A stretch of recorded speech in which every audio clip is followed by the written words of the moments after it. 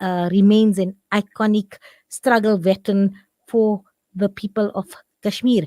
And you said, he said, oppression does not last.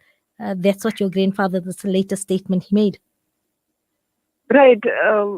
As you said, he is one of the tallest figures in Kashmir when it comes to the resistance movement. I mean, he has been fighting for Kashmir's right to self-determination for as long as I can remember. And right now, he's he's feeble. He's in bed. He cannot comprehend things around him. But still, the only thing that he remembers is Kashmir and Islam. And like I have written that, he says the two are inseparable. It's both the issues go hand in hand. And for him, the only things that he remembers, even he doesn't remember and memorize his family members as much as he talks about Kashmir and Islam, even at this stage. So, of course, the state establishment is very scared and they are very careful. They keep a closer look on his health because he belongs to the people. Geelani Saab is the people's leader, and we do not consider him just as our grandfather, and we have no authority over him. So it's entirely a people's person. So there's a fear among the establishment that, God forbid, if something happens, people will come out on the streets. And since August 2019, there have not been any large-scale protests in Kashmir, and if something happens to Geelani Saab, that might trigger a larger turmoil or something. That's why there is so much surveillance. But otherwise, also, he has been under house arrest for the last 10 years now, and he has hardly left his house except for some medical checkups in hospitals and to visit doctors. He has not left his house. And I do not call it a house, it's a jail. It's literally a jail because there are police vehicles guarding the house gate. Even when we, as the first family, visit our grandfather, they check our bags as if we are entering into a compound which is completely secured and guarded. So it doesn't feel like a home anymore. It feels like that it's an area which is under the government completely. So I think I remember my maternal house since I remember of that house. That is the memory that I have. It's never been a free home. And yes, it's like I said, he's the people's person, and the purpose of writing that article was to tell the people about the inside perspective of the one who you looked up to till now is not well now, and is not might not be in his good health to do what he did in his youth, but he still, his entire faith and his entire dedication is still talking about Kashmir. That is the only thing that was the closest to him, not even his own family.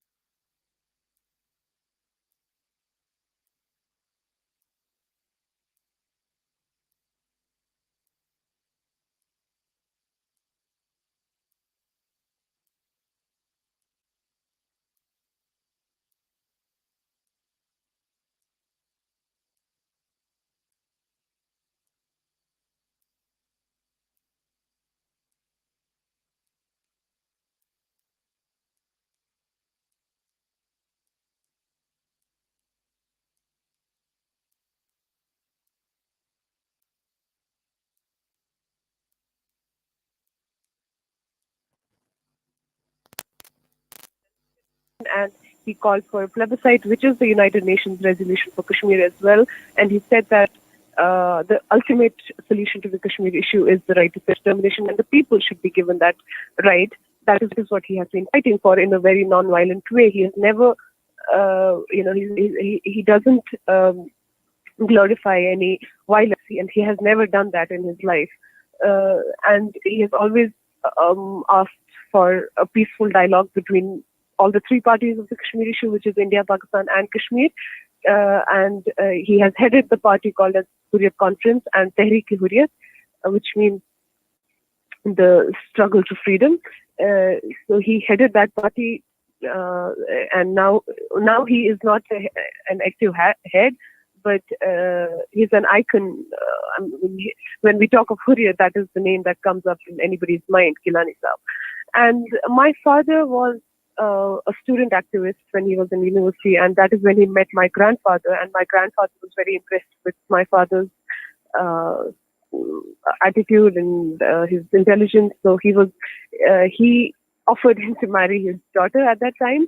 So my father was affiliated with my grandfather even before he was his son-in-law. And since then, they have worked together all the time. And my father has been in prison before. I remember that he was in prison every year. In my memory, he was never always at home. So even now, he's in the prison in New Delhi. It's been 3.5 years now. But I think this is the longest that he has spent in jail. Even my grandfather has spent most of his life in prison in different times. In fact, all the illnesses that he got was from the jail times. I mean, he is a cancer survivor, and he got cancer in a jail in a city in Delhi, in a state in India called Ranchi. Then he was operated in India for that. But he has other illnesses also which he acquired because of jail time. So, like you said, yes, I belong to a family that has, that is dedicated to the Kashmir struggle. My father, my grandfather, and we have seen it very closely because you are into it. The state behaves with you very differently, and we have seen the face of the state in a very close manner. So it's difficult. It's not easy. Our lives have never been normal. I have never lived a normal life. Neither has my mother. My mother, especially my mother's father, was always into politics. Was always with Kashmir, and then she married a person who was even more busy, actively on the ground. So yes, our family structure is like that. We have kind of adapted to it. But now, I think now is the age of my father and grandfather both, where they required to be with their families. And families needed them, but now, unfortunately, as it's Allah's wish, that they're not there. My father is not there, and it's difficult. It's not easy. I mean, you gave an analogy of Mandela's family. I think we do not choose our families. It is what it is. We were born into it, and we accept it. And we're very proud to be. I mean, I'm a very proud daughter of a person who has done so much for Kashmir, and the granddaughter of someone who's dedicated his entire life to Kashmir. Let's talk about April 10th, 2009. That is your grandfather addressed the rally there, and that was after this. This was a turning point in his life because he fell into deep depression, and for good reason. You write, since that day, almost all members of his party were behind bars, and he became sad and lonely. So tell us a little bit about that time in 2009. It was 2019, I have mentioned. Oh, sorry, because in 2019. Yes, in 2019, when the Indian government revoked the Kashmir partial autonomy, in August 5, and Kashmir was put under a military lockdown, and there was a complete blanket communication ban in Kashmir. Before that, in 2016, the members of the party of my grandfather were arrested, including my father, and they were put in a prison in Delhi. And that is when my grandfather was made to be alone. Like his wings were literally cut off. All his workers were put in jail. And that is when my grandfather became alone, because all he did from morning to evening, since he woke up till he slept, was discuss about the Kashmir politics every day. But when all members were taken into jail, he was left alone. He was kept away from the Kashmir politics. That was a way because the state did not want to directly touch him so that it doesn't come, the blame doesn't come on them. But they cut off his wings and left him alone. And in 2009, the depression hit him when the autonomy was revoked, and at that time he went into depression, and that is when dementia hit him very badly, and that is when he lost the power to comprehend things around him. And since then, he has been, he lives in a different world now. He talks about Kashmir and Islam, but the little things, sometimes he doesn't remember his own daughters. He only remembers a few faces that are mostly around him. And all he talks is about Kashmir, like I said. Nothing. He is not the same person as he was before 2019. And let's discuss a bit of his character, because you write something very, very passionate here, as well as for us a lesson to learn to say every move Abba made, every word he uttered was indicative of his strong and disciplined character. In spite of all his illness, he followed a strict schedule until the very end. Tell us a little bit more about his character, his type of food he ate, and the simplicity of his life in this routine. Well, I remember Abba as as a kid, he was just my grandfather, and I had no idea of the work that he does. But as a journalist, obviously my interest in Abba from a different perspective. I wanted. Sister Ruwa, can you ask Shazia? Let's go for a short break and let's see if we can just raise Sister Ruwa on a clearer line.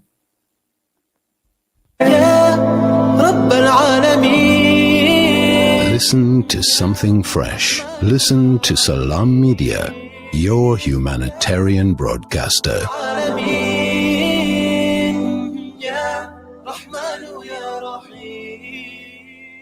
Kids these days are smart, and when you're competing for their attention against their smartphones, you need to make smart choices, like using Sunfoil triple refined pure sunflower oil in every meal you make. It's naturally cholesterol-free and approved by the Heart and Stroke Foundation as part of a balanced eating plan. So whether you're cooking, frying, or baking, you get the great tasting results that'll get their attention faster than the latest app. And if that doesn't work, change the Wi-Fi password. Sunfoil. Now we're cooking. Shimmer, sparkle, captivate. Nothing less than a masterpiece.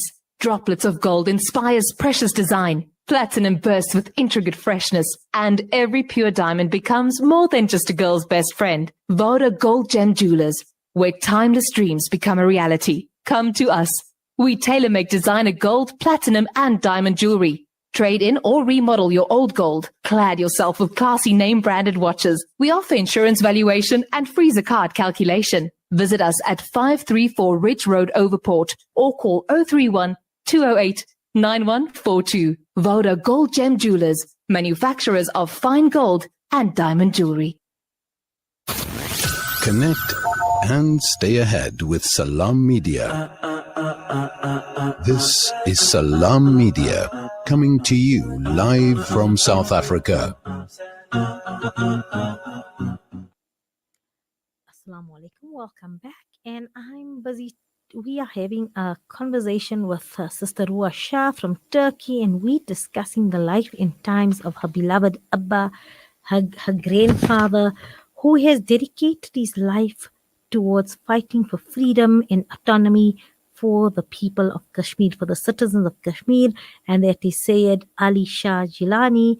And he's been a struggle icon, a veteran in the fight for the resistance for movement in Kashmir, and he's addressed several rallies during his lifetime, worked with his political party, compatriots, but at the end of the day, it was her Abba. It still was Abba, and I asked her now, she remembers his simple lifestyle and his routine, and she wrote something about her Abba never indulged in inverted commas fancy food. Sister Ruwa, can you hear me? Yes, I can hear you. Can you hear me now? Yes, I can. So you were saying that when you were very young, that was, especially your maternal grandfather, you have a special love for him. And as you were mentioning in your early days, you didn't realize that who this man was, the father of the nation, the grandfather of the nation, for the resistance movements, for the citizens of Kashmir. To you, he was just your beloved Abba, and you were taking us back to what you remember of your early memories in terms of his routine and his eating habits. I mean, as a child, like I said, I didn't understand the importance of my Abba, and I didn't understand what kind of work he does. But I had a slight idea because, like I said, the lives were not normal. We would be raided by police and the military any time of the night, day, month, and year. So we would always be. I mean, there was an idea that this is not a normal life, but I didn't have an idea who he was and what he did. As we grew up, we understood the kind of line of work he is into. And in my early days, I just remember my grandfather, who really loved all the grandkids, including me. But he did not have that time to give to his family because he was always busy meeting people, and discussing Kashmir and all his politics. So we did not have that kind of an affiliation because he was always busy, including my father also. But like I said, when I chose to become a journalist and when I understood things in a better way, I started to observe things differently, and then I used to spend more time. I used to deliberately go there and intentionally, stay there for a few days so that I understand his life and I understand his. As I have written, also he's a very simple, very very transparent person, and he's very disciplined. He used to wake up very early before Fajr and used to exercise for an hour. Then he used to take his medicines, and then he used to, his breakfast was fixed to one egg, yolkless egg, and then kids would fight for the yolk, and he would have a glass of milk, and then he would read all the news. I've always seen him doing something. I've never seen him sitting idle. He's always either reading a newspaper or writing something. He has also written nearly 20 books. He's an author. He writes in Urdu. So he was always writing, he was always reading, and he would never allow anybody to sit idly. He would always ask someone why don't you read? Why don't you write? Even I remember taking pens from him as a kid. I would ask for him, Abba, I will take your pen, and I would keep them, and I still have those pens with me because I knew that this is going to be very important for me later in the life.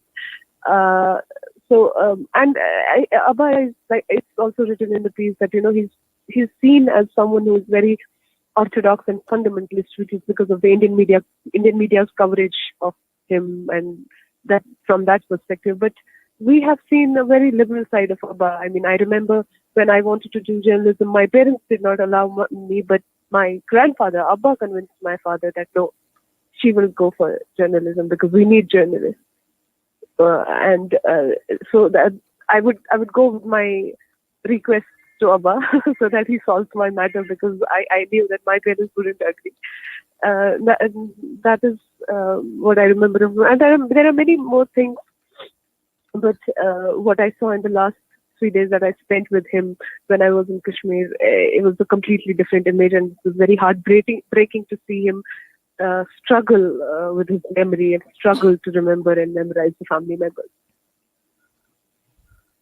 And yes, so tell us, like you say, this is your normal, and that's what I'm trying to get my way around this, because in no sense it's a normal family life, but for you this is normal. As you said, police raids are part of what you grew up, part of your memory. And then for me also something telling, like you say, on my way back as Abba wished, I spent a day in New Delhi and visited my father in the Tahrir jail. Mm-hmm. And just the thought of now going, you've departed, and you've said farewell to your beloved grandfather, and now you're traveling to visit your father, and this is not circumstances where you want to visit or place that you want to visit. your father, but yet you write about it like as a matter of the fact. How do you reconcile this life and that? And I see you've realized that, this is my family and this is the family I was born with and this is the legacy. And so much so, like, you feel a responsibility that you are part of this family, and you have also dedicated your life via your being a journalism and through your studies in terms of informing everybody and educating the world over, including South Africans, regarding the struggle of the Kashmiri people. I mean, like I said, it's not normal, and there's no reconciliation at any level. Basically, it's just accepting the fact that this is where you're born, and your geography has decided your fate, and this is this is your identity. So you accept it, and you just move on with. Absolutely, nobody wants to meet their loved ones in a jail, in a prison like Tihar jail, but at least we are able to see the fact that I am able to see my father is alive, and I can meet him, is something that many of the Kashmiri children cannot. I know many kids. For example, the son of Shahid Afzal Guru, who did not even had the right to see his father after he was killed and sentenced to death in Tihar jail. He remains incarcerated even after he was killed. So there are those children, and then you look at them, and then you consider yourself as someone who's lucky to see their father. This is what my father taught me when I met him in jail for the first time. He told me, "Look at the kids who don't have this opportunity that you have." So you see that you look at the worst and consider yourself as someone who's lucky. And reconciliation. I mean. This is our life, and writing is a way to channelize the pain and trauma. I think that is why I write, and there's a lot of misinformation about our family within Kashmir as well. The purpose of writing such articles is just to tell the people that it is not what it looks like from outside. It's not. There's not only glamour to be the family of someone who's a leader. Got to show the other side of the story.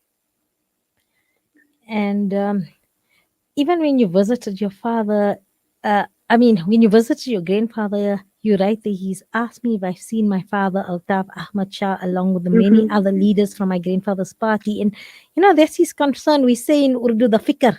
And yet in his moment of, you say, physical pain and his illness and his fatigue and weakness, that is still his concern, his fikr, as we've mentioned, and he tells you should meet the prisoners, tell them that I pray for them and their sacrifice will not be wasted.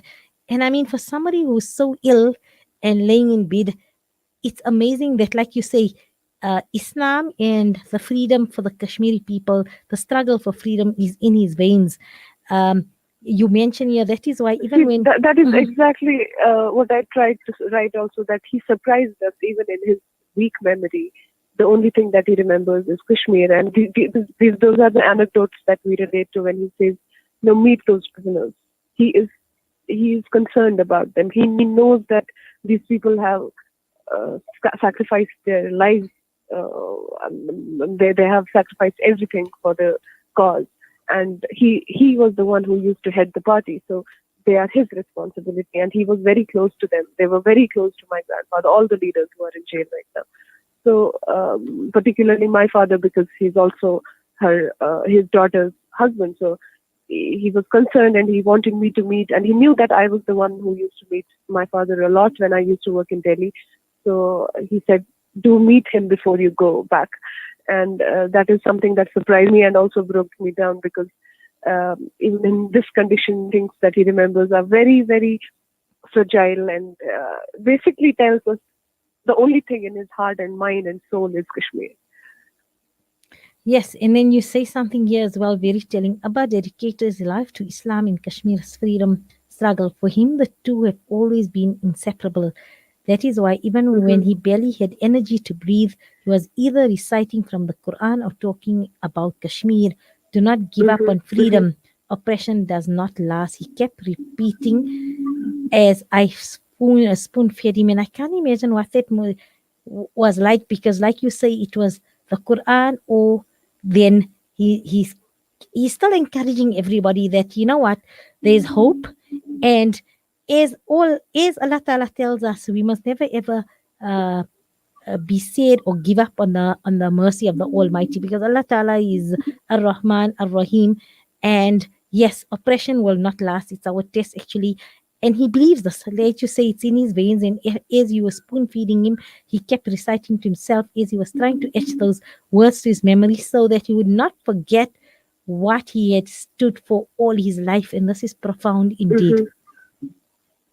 Right. I mean, those words that he said, why I wrote them, I thought because it's important for the people to know what he says in his days when he's struggling. It gives a sense of hope, right? I mean, oppression does not last. If we do not repeat this, then how else would we continue surviving and struggling? So I think people needed to know this, what he's saying, what his thoughts are in those days. That is why it was important to write. And he kept repeating verses of Quran, and he kept repeating La ilaha illallah, which I've also written. This is all we could hear from him. Nothing about family, nothing about sons and daughters, and very, very few anecdotes that he talks about his family, but more about Kashmir and Islam. And I think that was the hope that people of Kashmir need right now. Absolutely, because from what I've read, and my conclusion is, your beloved Abba Syed Ali Shah Geelani, for him, Kashmir, the people of Kashmir are his family.